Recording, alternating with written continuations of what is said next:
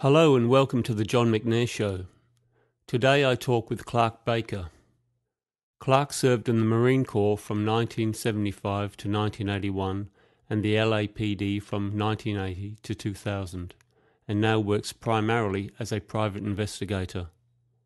He first became involved in the HIV/AIDS issue in 2008 when he was asked to investigate two HIV/AIDS dissidents, Peter Duisberg and Celia Farber, who were in line to receive Semmelweiss awards in acknowledgement of their efforts to bring attention to fraud and corruption in public health. You can read more about Clark via the links provided in the show notes. If you wish to support the work of Clark Baker, please consider making a donation to the OMSJ via its website. How are you, John? Okay, Clark, can you hear me? Yeah, I can hear you just fine. Oh, that's good. We got lucky. Yeah, did you hear the latest news about Obama regarding HIV laws, criminal HIV laws? No, I didn't. If you visit OMSJ, you'll see that his white paper issued this month, he's calling for an end to all state laws that make HIV a crime, HIV transmission a crime. Well, that's a good thing, isn't it? Well, since they've been prosecuting people for the last 20 years for exposing other people to HIV, it's remarkable that they would suddenly decide to stop prosecuting HIV cases 9 months and 6 cases after we started defending them. So why has this happened? Well, I can only speculate, but because of the pharmaceutical pressure that has been placed at least on one case, one of our most prominent cases that I know of, we know the pharmaceutical industry was very interested in not allowing any of our cases to actually go to trial.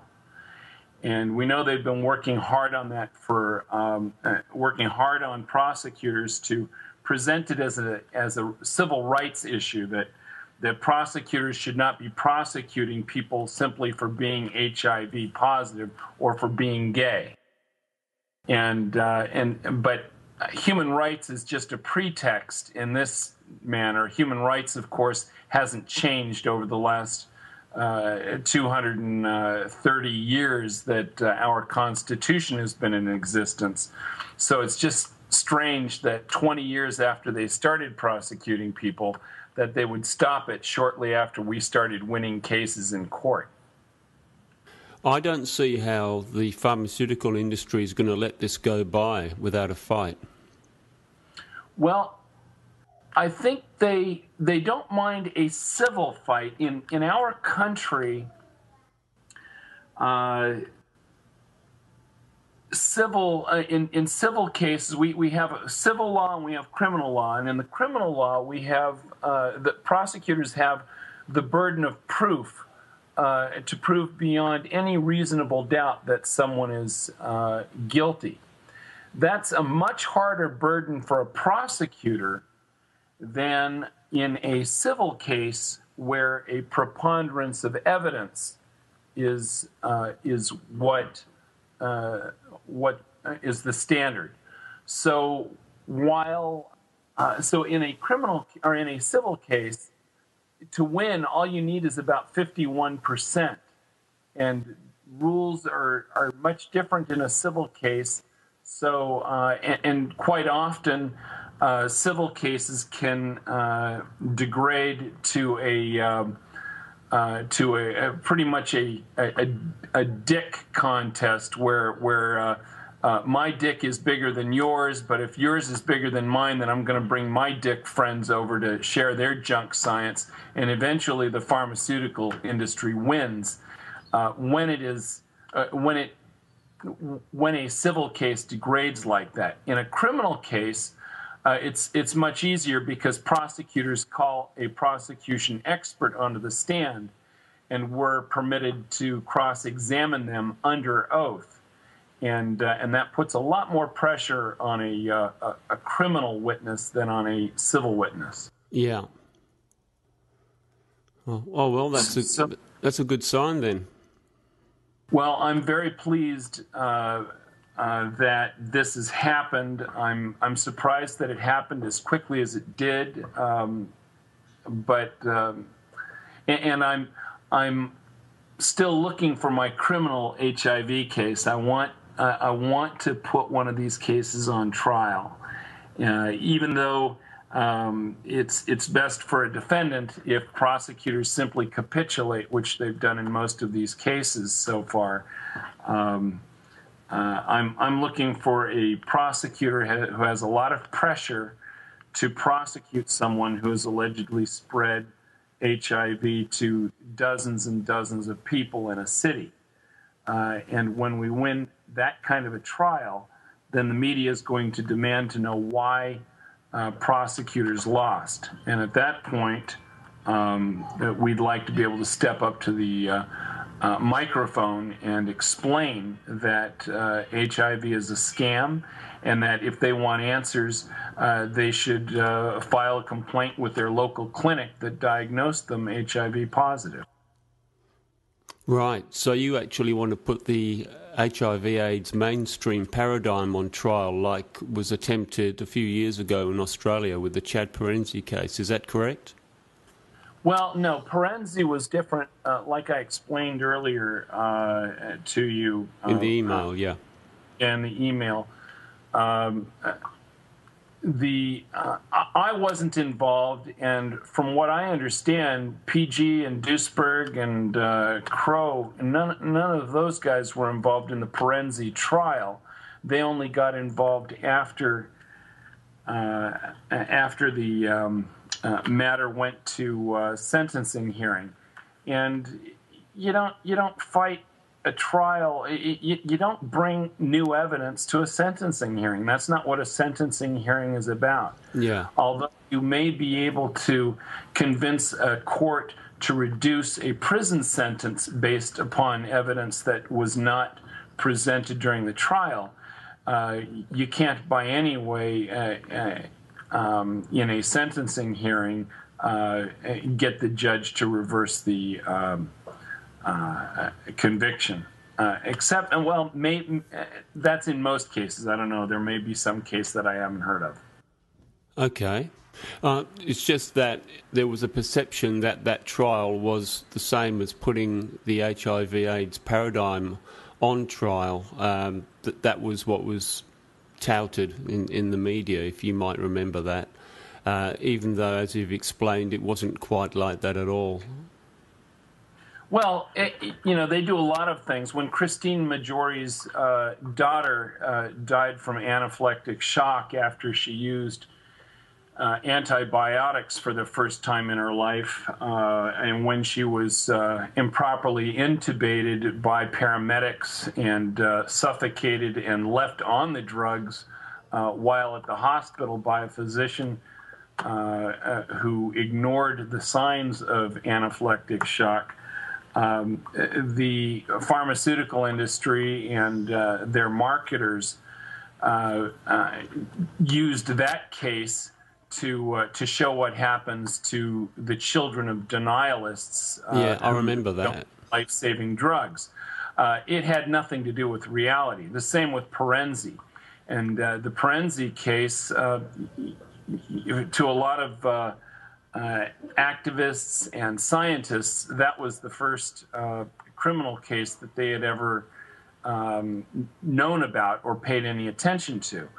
To someone like me, who has been involved in hundreds of criminal trials and who has testified as an expert in several dozen trials, as soon as I started looking at the Parenzee case, I knew that it was probably a useless case, and that it was more important for the pharmaceutical industry that to use Parenzee as an example of what happens when you spread HIV, the objective was not, the pharmaceutical industry's objective was not to convict Parenzee.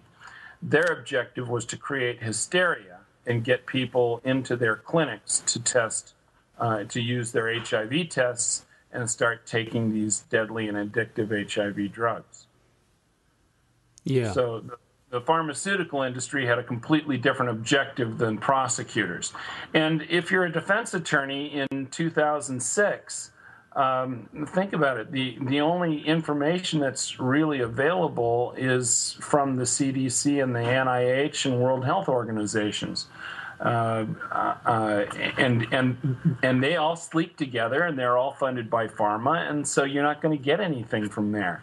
But when you have a real criminal trial where knowledgeable defense attorneys have evidence that the expert witness is using information from an industry that has paid $8 billion since 2004 to settle dozens of criminal and civil complaints, then the credibility of that expert is degraded significantly. Yeah. It's interesting to see the powers at work here. Well, how they operate. I'm just fascinated. I've spent I arrested probably close to 3,000 evildoers, career criminals and gangsters and addicts in my career as a policeman, with the LAPD, and yet I can't remember meeting the kind of pathologically addled people as a policeman as I have met while engaged in my investigation into the pharmaceutical industry. The pharmaceutical industry, the marketing people have every sign of being either sociopaths or psychopaths. And I mean, I'll just give you one example. I helped publish a book by a man named John Virapin. Virapin is a PhD, a psychology PhD, who wrote a book called Side Effects: Death. Yes, and he talks about his work as the general manager of Eli Lilly, and as well as his childhood. And as a child, he was molested by Catholic priests who told him that his family would starve and die if he told on these Catholic priests. And so this 5-year-old, fearing that, just kept his mouth shut and learned as a young child that big, powerful organizations can do things to victims, and that's the way the world is. So this guy grew up thinking that, got his PhD in psychology, and became a marketing executive with Eli Lilly. And his whole job, his whole job with Eli Lilly was to pretty much identify, bribe, and corrupt government officials into releasing deadly drugs into their general populations. And Virapin was the guy who was involved in the distribution, in the authorization and distribution of Prozac. So his story can be found in his book, and that's today. He has a young child. He realizes the wrongfulness of what he's done, but the U.S. policy in getting kids tested and put on psychotropic drugs before their 3rd birthday is something that scares him, because his own child is about that age, and he doesn't want his own child to be subjected to psychotropic drugs. So he's turned around, but he has given a tremendous amount of insight into how the pharmaceutical industry operates. Well, perhaps it doesn't fit your description of a pharma psychopath, really, because he's a repentant person, And it's my personal belief that a psychopath is born, not made, and that there's no rehabilitation for them. They tend to repeat the same patterns until they die. So I don't know. What do you think about him? Well, at the time, he did not know the wrongfulness of his acts, and psychopaths typically feel no emotional connection to their victims, and this was certainly his case. He has developed that, so he's not now. He may have changed his ways. I'm not a psychiatrist. I'm just a guy who has arrested, and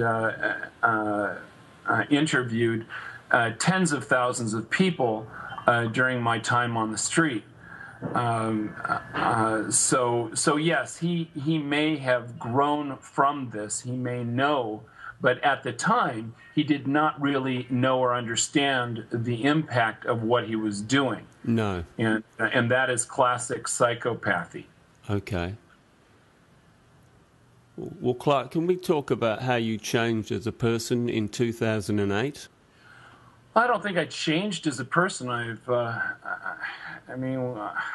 was in the Marine Corps when I was 18 in 1975, and I have a lot of faith and love for my country. I love serving my country. I loved serving with my fellow Marines, as well as the other street cops that I worked with on the LAPD. And I have not really changed. I've grown, but I haven't really changed. I'm still, in many ways, the idealistic young guy that I was before May of 2008. If anything, I'm just horrified by the idea that a government, that a country that I protected and served here in the United States and on several continents, that they could be involved in such a scam. That haunts me. It hasn't changed me. But I've given up pretty much the rest of my investigative practice, specifically to devote to this small part of what now appears to be widespread corruption, or what I consider a criminogenic industry, an industry that is so corrupt that it now forces out any kind of honesty that would exist within its ranks. And this extends to the global warming debate too, doesn't it? Well, if you understand the template that was used to convince the world that HIV was an existential threat to humanity, you'll see that the same template that was meant to cause hysteria with HIV is the same template being used by the global warming theocrats for us to be afraid of carbon dioxide. I mean, HIV, from what I've seen in the reports that I've read, and from the people I know who are allegedly HIV positive, HIV looks very much as terrifying and deadly as carbon dioxide. And we breathe it all the time, and I've got family members who live well into their 90s. We're doing okay with both of them. Both HIV and AIDS, HIV and global warming, they appear to be religious or theological arguments exclusively.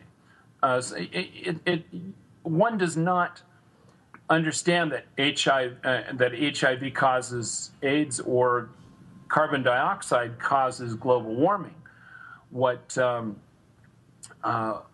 all that's necessary is that you believe it, and if you believe or not believe, if you believe, you are belief is a faith. It's a religion.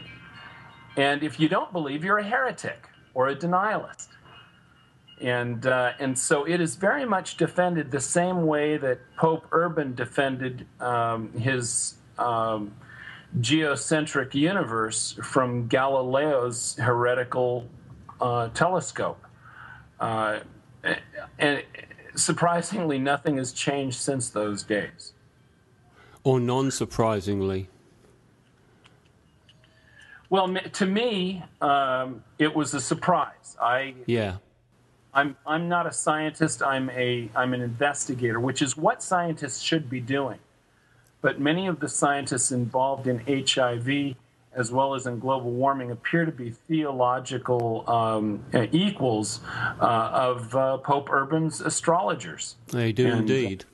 There's the same with Semmelweiss. Ignaz Semmelweiss was a respected physician in Vienna during the 1840s, 1850s, when he noticed the correlation between dirty hands and babies dying after their mothers give birth. And he realized that if you wash hands, you can significantly reduce the premature death of newborn babies. And doctors at that time, all of the experts, the scientific consensus, if you will, all understood that if you simply wore a black top hat and coat and tails, that that's how you protect the health of the mother and her children. It wasn't only, in 1860 or around 1860, Dr. Semmelweiss, he was so befuddled or crazy from the frustration that comes with trying to convince people of things they don't want to be convinced of. He was put in an asylum, and he was beaten to death a couple weeks later. And it was about 20 years later that this guy named Louis Pasteur came along and proved that there was something to what Dr. Semmelweiss was talking about. I think the big difference, though, between HIV and global warming is that when HIV came out, there was no real widespread internet where someone like you could talk to someone like me. We just paid attention to what the news had to say, and the news had their storyline, and that's all we could believe. And if I had a hunch about something, I had no idea how to get in touch with anyone else. And we basically just trusted the media. With global warming, though, and I'm no expert. I'm no expert meteorologist. I'm a commercial pilot, so I've had to take some meteorology lessons. And I've watched weather reports before, and I've read. There's a wonderful Australian who wrote a book called Heaven and Earth, which is really the book I used. His Ian Plimer wrote the book. Yeah. It's a wonderful documentation of several, I think a couple thousand footnotes in this book that pretty much blows away any connection or any relevance between humans, anthropological global warming and the geology that he puts forth. Yes, he's very good, actually. He's promised to come on my show a few times, but I don't think he wants to because he's an atheist and I'm not an atheist. And I think that's the stumbling block there, but it would have been good to talk to him on the podcast. But yes, he's very good. He's very good. You know, there's...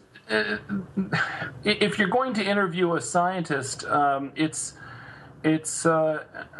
I don't look upon someone's atheism as a stumbling block in an interview. I'm interested in the evidence that they present, and if you can pass along something scientifically meaningful to your listeners, then I think that you've done the Christian thing. Oh, I agree with you. I just think the resistance came from his side rather than from mine. But that's just that's just a feeling. Yeah, yeah. But that's okay. There's a lot of people I can talk to, like yourself, who are equally valid. Well, he's certainly a giant when it comes to geology, and he wasn't as lyrical as oh goodness, what was his name during the early '80s? Carl Sagan, that was his name. Wrote Cosmos, and Cosmos was wonderful, lyrical, beautiful, and it was easy to keep up. It was a wonderful book as well as a series. Great series. And Plimer. Plimer's what Plimer doesn't provide in lyricism, he certainly provides in science. Yeah, no, he's very good indeed. So let's see. Okay. So let me go to your notes, the things that you wanted to talk about. Yeah, there were three things. We've covered half of them already. Yeah. So my introduction to the world of big pharma. Semmelweiss. Yeah. Yeah, that was as you read in my report, Gallows Egg, or the Semmelweiss report.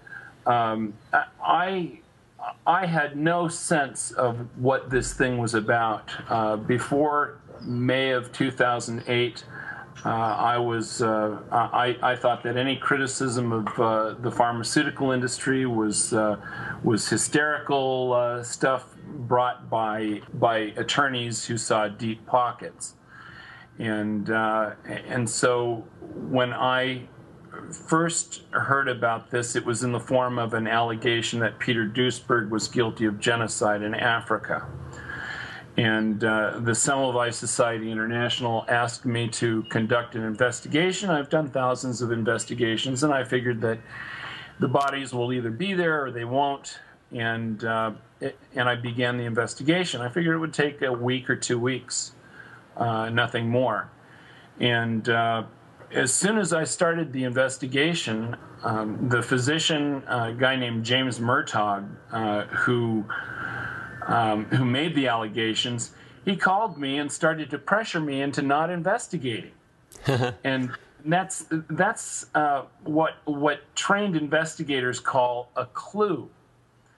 And so I continued investigating. He continued his pressure until he and a cohort, Kuritsky, Kevin Kuritsky, yes, it was Kuritsky who did an ID theft using my email address and name and contact information, and deluged my email account with hundreds, if not thousands, of gay spam and pharmaceutical spam. And I was able to track the IP address back to Kuritsky's computer. Another witness in my investigation, he was contacted by an anonymous emailer and intimidated by that person until I tracked that email back to Brian Foley, PhD at Los Alamos National Laboratory. I interviewed him, and he admitted that it was Murtaugh who told him to contact my witness, and he admitted it to me over the phone. And I look forward to questioning him about it in a deposition sometime in the future.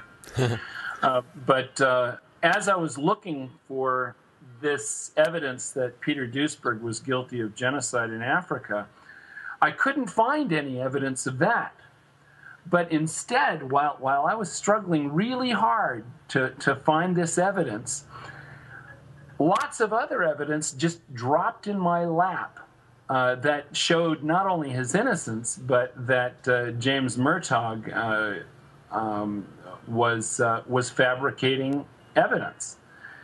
And so as a result, I completed my report. I finished it up in about a month and a half, and I've been on the case since then.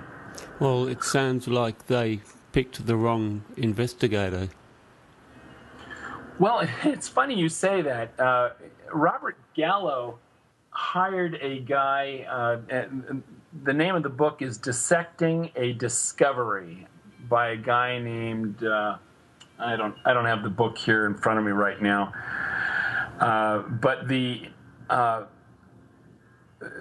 outside, the book cover identifies the author as a retired police officer with 20 years of experience, and Nicholas, I can't think of his last name, Nick Contaratos is his name, that's it. And so I did some checking into this really big, thick book that was supposed to be the big expose investigation that exonerated Robert Gallo. And as I looked at the author, I discovered that the author was not only not a 20-year career investigator, but or police officer. He wasn't licensed in California. If you want to be a private investigator, you have to be licensed by the state. This guy wasn't even qualified to take the test to be an investigator. Good choice. But had been, I'm sorry? Good choice. Well, you know, if you're going to, if you're corrupt and you want, and you're part of a crime family and you want to cover up your dirt, the most important thing is for you to be able to control the investigator. And so this guy had no investigative experience other than a few months on the street before he, I think he twisted an ankle or his leg, his knee, and pensioned off. But you know, if you're a corrupt individual and you want a corrupt investigation, what you have to do is find a corrupt investigator or one who is unqualified to investigate anything. And I suspect that this book that was published, I think it was published in 2006, it was released with a lot of fanfare in Rome, with the Roman mayor present and Robert Gallo, a lot of fanfare. And my associates and I suspect that this was Gallo's attempt for scientific relevance and the possibility of him getting a Nobel Prize in medicine. As it turned out, Luc Montagnier got a Nobel Prize, but his co-discoverer of HIV did not. Which I ended up writing to Robert Gallo about that, a very stinging satirical letter, or not satirical is not the word, but it was a transparently hostile letter, and Robert Gallo took a tremendous amount of time handwriting a 2-page letter thanking me for my support of him. And I was thinking, you know, if this guy couldn't find the cynicism in my letter of somebody who was openly hostile to him, how could he possibly find an HIV virus in his lab in 1984? Yeah. Careful, Clark, they'll get you. Well, you know, I've thought about that too, and I'm not concerned about it, largely because Peter Duisberg has successfully ridden his bicycle to and from work at Berkeley for years and years, and that's about a 3-mile round trip. So if, as the world's leading pariah regarding the HIV consensus, he would have been the number one target to take out. And so but if you know what the pharmaceutical industry is and how they operate, you'll know that they don't have to use bullets to assassinate you. They can destroy your career simply by having numerous PhDs and MDs right to the employer of the target. And John Moore and David Koritsky's, Moore's from Cornell, Koritsky's is from Harvard. They have held seminars to journalists telling them how to destroy the career of a target like Peter Duisberg or Christine Majori. So they're unapologetic, and they can afford to be since those people basically own their regulators. There's no recourse. Well, I think I read on your site that Moore gets about $12 million. He has access to that money. Is that correct, or something like that? Well, he has received, I don't have the numbers in front of me right now, but he's received a lot of money from NIAID in regards to HIV research, as well as his own private investments on various things like the alleged HIV gel that was just released.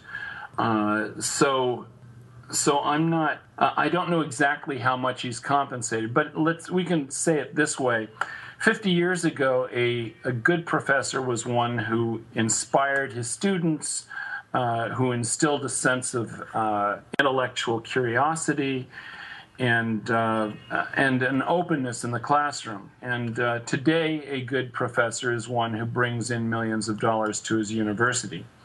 So if you're a professor like Peter Duisberg, and you are honest and serious, you're a serious scientist, you will likely risk the loss of funding, as Peter Duisberg endured as soon as he questioned Robert Gallo's research. In 1987,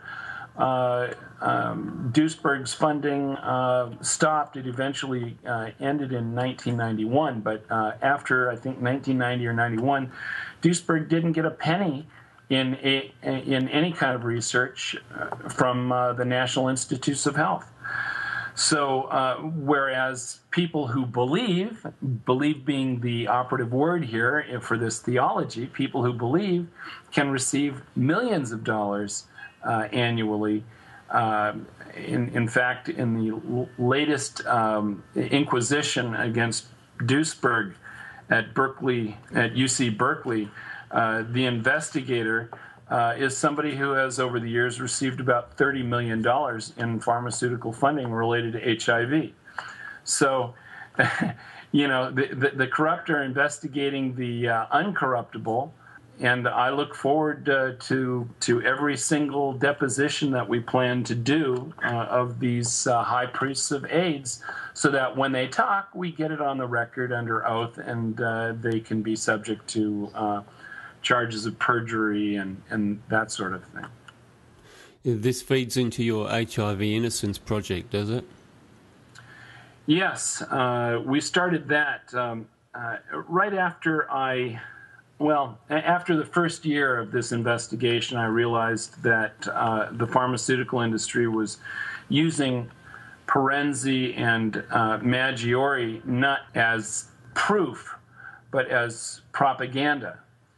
And so since the internet and the news media is filled with propaganda and unsupported evidence, I figured that the best way to force evidence to be demonstrated is in the venue of a criminal court.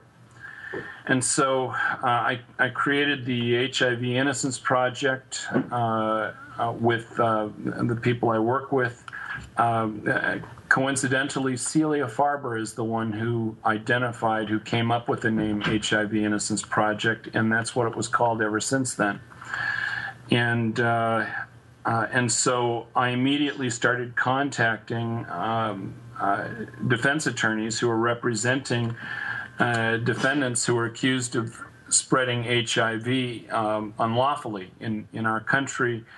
HIV, I think 30-something states have made it illegal to expose someone to the HIV virus. And the laws are very poorly written. In fact, in Indiana, the law is written in such a way that if a third party tells you that you're HIV positive, from that point on, you have to tell every potential romantic relationship or sexual relationship that you're HIV positive. Well, I'm not a doctor and I didn't test you, but the way the law is written, it doesn't matter if Lassie tells you that you're HIV positive. You have to disclose that, and if you don't, you're subject to felony charges. So it's a serious thing, and so I contacted a bunch of defense attorneys. Some of them, public defenders in this country, are probably as overworked and underpaid as they are anywhere else in the world. It's a thankless job for the most part. A lot of the clients that you get as an attorney are real dirtbag lowlifes, and you get jaded and you don't want to help them out. And so in some cases where we haven't been able to prevail, we didn't because the defense attorney and his client were the ones who had the final word in their case. And so we can provide the evidence, and the defense attorney has the responsibility to run with it or not. And if they don't, there's nothing we can do about it. But in the cases that we were able to convince the defense attorney to follow our guidelines in strategy on how to present the case, how to present their defense, in 9 months, we have been able to compel prosecutors to drop the HIV charges, or to get a judge to drop the HIV charges in numerous cases. And I think that's, since we did that in 6 months, or I'm sorry, in 9 months, we had 6 cases, and based upon the one prominent case that we have going on now, it's pretty clear that the pharmaceutical industry is pressuring prosecutors into avoiding trial whenever possible because they don't want us involved in such a trial in such a public way. Yeah. Well, I'd like to personally congratulate you and thank you for setting up both OMSJ and the HIV Innocence Project. It showed a great deal of initiative. Well, I don't see it as anything different than what I've done since 1975. I like to protect and serve my countrymen. I like to protect and serve humanity. And if whether one country or another country is doing bad things to other people, that offends me personally. Good. There's a case in Australia right now that I'm interested in. I've tried to get the attention of the attorneys involved in the Godfrey Zaburoni. Zaburoni, yeah. Actually, that came via me some weeks ago, talking to another dissident on Facebook, and he suggested you get involved. And yeah, I was in contact with the defence, and he didn't respond, and for whatever reason. But that's how you became involved in that, as far as I'm aware, and I'm happy that you did. But you can't do any more than you've done. It's up to the defence to see the rightness of what you've done and the help that you're offering, and to make use of it. And I don't know if that's the case at this point in time. It's a very interesting case, that Godfrey Zaburoni case. Well, I'm certain that if we got involved and if the defense attorney was interested in the evidence that we could provide, and if it turned into an actual trial, I'm convinced that OMSJ could provide significant resources in making that trial work in Australia, and undo any propaganda damage that was caused by the Parenzee case. I think you could do a good job on that case if only they would let you in. It's up to the defense attorney, and I mean, on one of our cases, the defendant was facing 30 years in state prison, and his defense attorney arranged to have 10 years taken off the sentence. So the defense attorney and the defendant or the defense attorney allowed his defendant to plead guilty and went to jail for 20 years. And as far as I know, the defendant thinks that he got a deal. Yeah, I saw that on your site, yeah. So it really isn't. There's nothing you can do when to interfere with the defense attorney and his client. No. I'll tell you something interesting, though, that I did find surprising between the United States, Canada, and Australia, and that is that in the United States, I'm sorry? Echelon. Well, I apologize. They're both. Don't you call your prosecutors the Crown? No, I'm making a reference to intelligence agencies eavesdropping. They have that echelon or Yakuza system set up where there's an agreement between the UK, USA to spy on individuals electronically. I was just making a joke about the USA and Canada and Australia. Oh, well, yeah, those agreements are... No, that's quite all right. Now I'm so distracted I have to start over. Sorry. No, what I was going to say is the surprise for me was that when I learn of a case and the defendant hasn't called me up and said, please help me, and I find a new case out there, I usually contact the court clerk and ask for some information related to the defendant's as to who the attorney is. And within a matter of 2 minutes, I can typically get the defense counsel's name and number, and then I call the defense attorney's office, and we go from there. In Canada, and this has happened once in Australia, but a number of times in Canada, you get the runaround. And so you contact the Crown. The Crown says, well, maybe the police department will give you his name. And you call the police department, well, the court clerk will, and no, we can't give you the name, maybe prosecutors will. You get the runaround if they even share the defendant's name at all. And they use the pretext of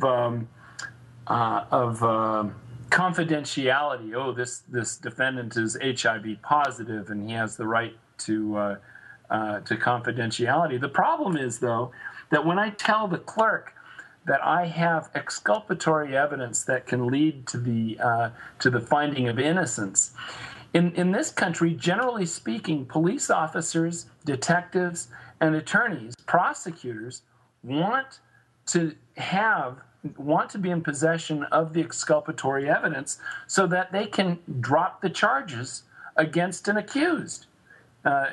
Police officers don't typically want to arrest innocent people. And in Canada, they make it very difficult to get that kind of evidence to a defense attorney. And that was a little surprise to me.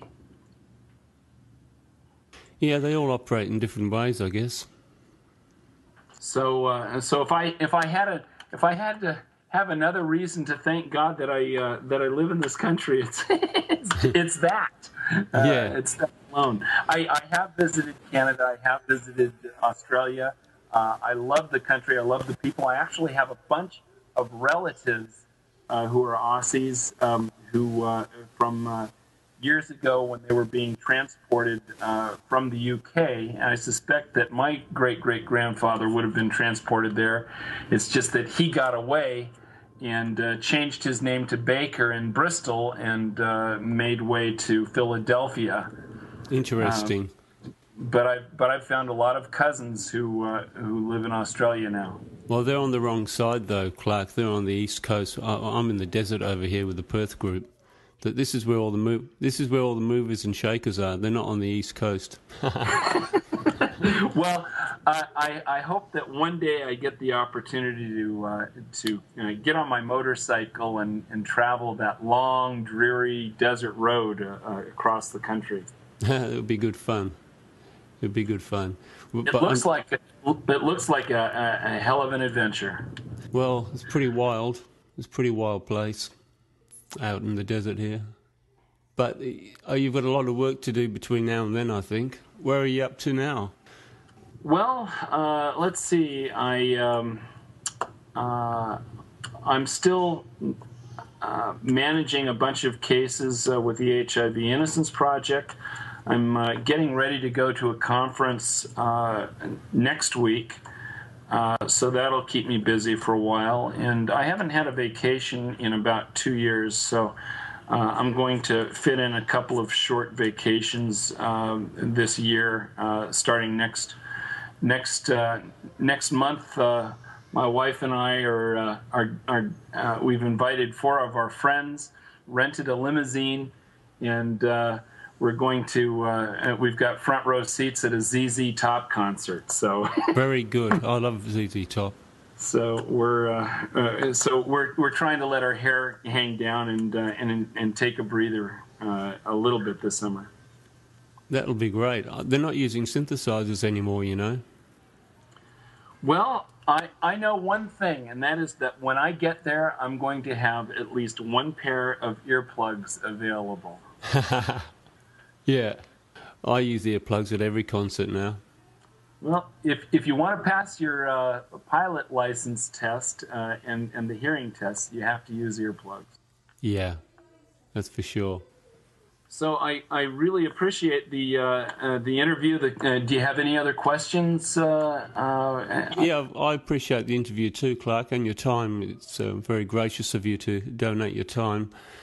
I do have one quick one, just about harassment. Yeah. Have you had any form of harassment, or do you expect any form of harassment? Well, I have been harassed since day one. It began with Murtaugh and Karitsky, and it has not let up since then. Gene Bergman of AIDS Truth. AIDS Truth, as you know, is a pharmaceutical propaganda site in South Africa. I'm not surprised that the country of apartheid would create such a website for such reasons, but AIDS Truth has written stuff. I've had conversations with a number of the goons, and there are a number of mostly paid psychologists and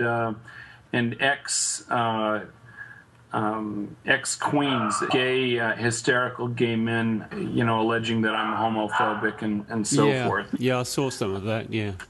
But that goes with the territory. When you spend your days arresting and processing gangsters, they'll say bad things to you. So, it just comes with the territory. If the pharmaceutical and the goons that work for the pharmaceutical industry, if they liked me, then I would know that there was something wrong with my values and my ethics. Yeah, that's for sure. That's a good indication. And like you, I am comforted by God, and I'm no Bible thumper by any means, but when I need strength, He gives me strength, and God is a much more comforting concept than HIV is. Amen to that. So that's basically it. Any other questions on your mind? That's basically what I wanted to ask you, Clark. It's been really enlightening, and I actually wanted to let people into your personality a bit and see where you're coming from, what motivates you, what drives you. Not just the HIV/AIDS situation. There's more to us than that, and I think we've achieved that. Well, I have a little bio on my old blog before the OMSJ days. If your listeners Google Hollywood Gumshoe, they'll find my blog, and in the upper right-hand corner, you'll see a hyperlink that has my bio, and I've got a lot of photographs. And if any of your listeners want to ask me any other questions, I'm very happy to respond to them as well. Beautiful. That's great. I'll put some links on the show notes anyway to your sites. Okay.